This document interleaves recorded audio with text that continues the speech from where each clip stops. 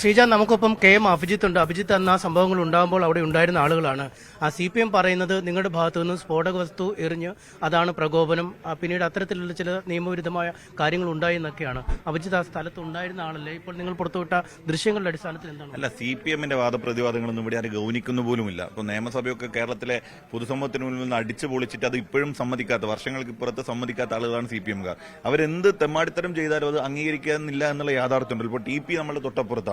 51 വെട്ടി കൊന്നുകളഞ്ഞ മനുഷ്യൻ ഇപ്പോഴും അവർ കൊന്നിട്ടില്ല എന്ന് പറയുന്ന കാലത്തിലൂടെ നമ്മൾ കടന്നു പോകുന്നത്. അതെന്തോ ആവട്ടെ, പേരാമ്പ്രയിൽ കോൺഗ്രസിന്റെയോ UDFന്റെ ഭാഗത്തു നിന്ന് ഒരു സ്ഫോടക വസ്തുക്കളും എറിഞ്ഞിട്ടില്ല എന്നും സ്ഫോടക വസ്തുക്കൾ അവിടെ വന്നത് പോലീസിന്റെ ഭാഗത്തു നിന്നാണെന്നും അത് ഒന്നെങ്കിൽ ഗ്രനേഡോ അല്ലെങ്കിൽ അതുമായി ബന്ധപ്പെട്ട ടിയർ ഗ്യാസോ ആണ് എന്നും വ്യക്തമാണ്.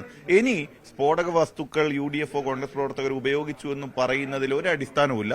അത്തരം ദുർബലമായ വാദങ്ങളൊക്കെ വെച്ച് CPM നടത്തുന്ന ജനാധിപത്യ അട്ടിമറി അതിനൊത്തുകൊണ്ട് പേരാമ്പ്രയിലെ പോലീസ്, പ്രത്യേകിച്ച് വടകര SPയുടെ നേതൃത്വത്തിൽ നടത്തിയ ഗുണ്ടായിസം, അതിനെ മറച്ചുവെക്കാനുള്ള ചില കഥകളാണ് CPM പ്രചരിപ്പിച്ചത്. അതൊന്നും ഒരു അടിസ്ഥാനവുമില്ലാതെ അവരുടെ കല്ലുവെച്ച നുണകൾ ഷീട്ടുകൊട്ടാരം പോലെ തകർന്നു വീഴുന്ന കാഴ്ചയാണ് നമ്മൾ കാണുന്നത്. കൃത്യമായ തെളിവുകൾ ഇന്ന് മാധ്യമങ്ങൾക്ക് മുൻപിൽ DCC പ്രസിഡന്റ് അവതരിപ്പിച്ചിരിക്കുന്നു. അതിൽ തന്നെ കാര്യങ്ങൾ വ്യക്തമാണ്. അവിടെ പ്രകോപനം ഉണ്ടാക്കിയത്, അക്രമം അഴിച്ചുവിട്ടത്, ബോധപൂർവ്വം അതിനൊക്കെയുള്ള അവസരമൊരുക്കിയത് കേരളത്തിലെ പോലീസാണ്. വടകരയുടെ SPയുടെ നേതൃത്വത്തിൽ 2 DYSPമാരാണ് ഇതിന് നേതൃത്വം കൊടുത്തതെന്ന് വ്യക്തമാണ്. ഇന്നലെ EP ജയരാജൻ പറഞ്ഞത് ഇപ്പോൾ ഷാഫിയുടെ മൂക്കോ പോയിട്ടുള്ളൂ, മൂക്കിനാണ് പരിക്ക് പറ്റിയത്, ഇനി അങ്ങോട്ട് മുന്നോട്ട് പോയ കാര്യങ്ങൾ. ഞാൻ ബഹുമാനപ്പെട്ട ശ്രീ ജയരാജന്റെ വാക്കുകൾ കേട്ട് പേരാമ്പ്രയിലെ പാവം പിടിച്ച സഖാക്കൾ ഒന്നിനും ഇറങ്ങി പുറപ്പെടരുത് എന്ന് അവരോട് വിനീതമായി സൂചിപ്പിക്കുക. ജയരാജന്റെ വൈദേഹം റിസോർട്ട് പോലെ കോടാനുകോടിയുടെ കള്ളപ്പണം വെളുപ്പിച്ച് അത് BJPക്കാരന് വിറ്റ് ആസ്തി ഉണ്ടാക്കി പോയ ജയരാജൻ ഇന്ന് പേരാമ്പ്രയിൽ നിന്ന് പറഞ്ഞു പോകും. നാളെ ഏതെങ്കിലും ഒരു പാവം പിടിച്ചവൻ അയ്യോ ജയരാജേട്ടൻ പറഞ്ഞല്ലോ എന്ന് പറഞ്ഞ് ഇതിനെ ഇറങ്ങി തിരിച്ചാൽ ഭവിഷ്യത്ത് അവർ തന്നെയായിരിക്കും അനുഭവിക്കേണ്ടി വരിക. ജയരാജന്റെ വാദങ്ങളൊക്കെ പൊള്ളയാണ്. ജയരാജന്റെ ഇത്തരം ചില പ്രകോപനങ്ങൾ ഉണ്ടാക്കി പോകുക എന്നൊക്കെ പറയുന്നത് തന്നെ സാമൂഹ്യ വിരുദ്ധതയാണ്. ഞങ്ങൾക്ക് ജനങ്ങളോടും ഈ നാടിനോടും പ്രതിബദ്ധതയുള്ളതുകൊണ്ട് ഞങ്ങൾ പറയുന്നു, ഞങ്ങളൊരു അക്രമത്തിനുമില്ല, ഞങ്ങൾ ആരെയും ആക്രമിക്കാനുമില്ല. അങ്ങനെ അക്രമത്തിനു വേണ്ടി ആഹ്വാനം ചെയ്യുന്ന ആളുകൾ അവർ സാമൂഹ്യ വിരുദ്ധരാണ് എന്ന് ജനങ്ങൾ തിരിച്ചറിയും എന്ന് മാത്രമേ പറയാനുള്ളൂ. 6 മാസം കഴിഞ്ഞ് KC വേണുഗോപാൽ പറയുന്നു ഒരു ഒലക്കയും കേരളത്തിൽ നടക്കില്ല, എന്ത് നടക്കുമെന്നാണ് പറയുന്നതെന്നാണ് ഇന്നലെ KC വേണുഗോപാൽ ചോദിച്ചത്.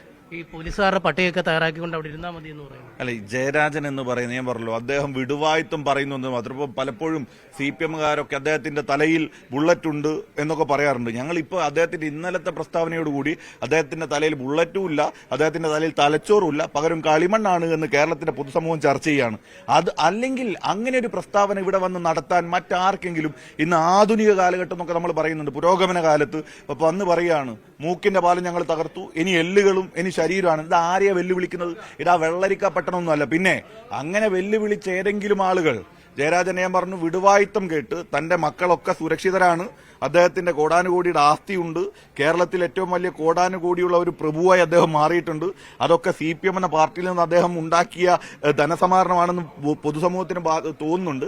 ഇങ്ങനെയൊക്കെയുള്ള ഘട്ടത്തിൽ ഏതെങ്കിലും പാവം പിടിച്ച കമ്മ്യൂണിസ്റ്റുകാരൻ അദ്ദേഹത്തിന്റെ വാക്കുകൾ ഏറ്റെടുത്ത് എന്തിനെങ്കിലും ഇറങ്ങിത്തിരിച്ചാൽ നഷ്ടമായി ഇറങ്ങിത്തിരിക്കുന്നവനും അവന്റെ കുടുംബത്തിനും മാത്രമായിരിക്കുമെന്ന് വിനീതമായി സൂചിപ്പിക്കുകയാണ്. ജയരാജന്റെ വാക്കിനൊക്കെ പൊതുസമൂഹം പുച്ഛിച്ച് തള്ളിയിരിക്കുന്നുവെന്ന് അദ്ദേഹം തിരിച്ചറിയും. പക്ഷേ ഇന്നലത്തെ പ്രസംഗത്തിൽ സ്ഥലം MLA TPയും പറഞ്ഞിരുന്നു, ഈ കോൺഗ്രസുകാരുടെ സമ്മർദ്ദത്തിന് വഴങ്ങി ചില കാര്യങ്ങൾ റൂറൽ SP പറയുന്നു, അത് വസ്തുതകളല്ല എന്ന് അദ്ദേഹം പറയുന്നു. അതൊരു സമ്മർദ്ദത്തിന്റെ ഭാഗമായി അല്ല, TPയുമൊത്ത് ആഘോഷിക്കുന്ന, TPക്കൊപ്പം സഞ്ചരിക്കുന്ന, TPയുടെ സ്വകാര്യ വേളകളിൽ TPക്കൊപ്പം ഉണ്ടായിരുന്ന ഒരു പോലീസുകാരനാണ് ഈ അക്രമത്തിന് നേതൃത്വം കൊടുത്തൊരു കോൺസ്റ്റബിൾ. അതുമായി ബന്ധപ്പെട്ട വിഷ്വൽ ഉൾപ്പെടെ ഞങ്ങൾ മുൻപ് കാണിച്ചതാണ്.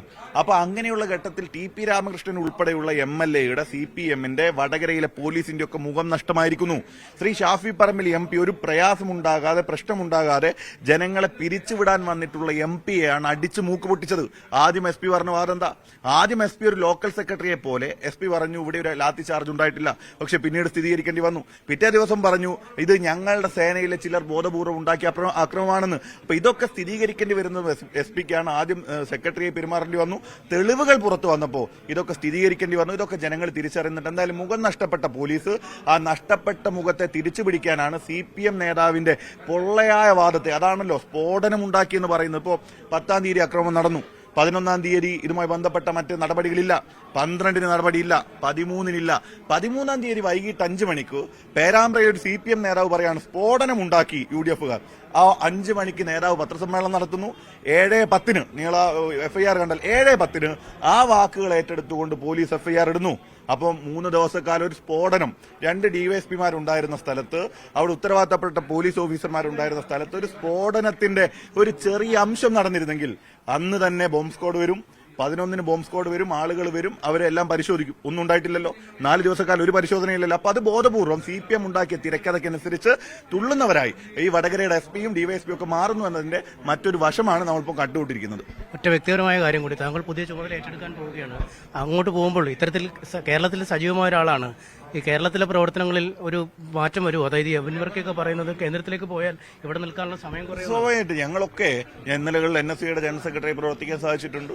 യൂത്ത് കോൺഗ്രസിന്റെ സെക്രട്ടറി ഇപ്പോൾ പ്രഖ്യാപിക്കപ്പെട്ടിരിക്കുന്നു. അതിനു മുൻപ് KSUവിന്റെ സംസ്ഥാന പ്രസിഡന്റായി 5 കൊല്ലക്കാലം കാസർഗോഡ് മുതൽ തിരുവനന്തപുരം വരെ സഞ്ചരിക്കാനും പ്രവർത്തിക്കാനും സാധിച്ച ആളാണ്. അപ്പൊ അതൊക്കെ വെച്ച് ഇനിയിപ്പോൾ തെരഞ്ഞെടുപ്പിന്റെ ഒരു ഘട്ടമാണ്.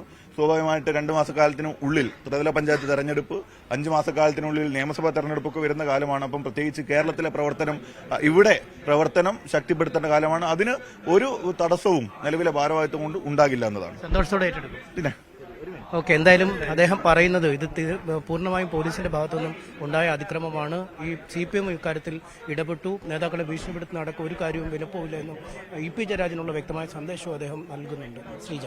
ശരി, MS അനീഷ് കുമാറാണ് വിവരങ്ങൾ നൽകിയത് കോഴിക്കോട്ട് നിന്ന്.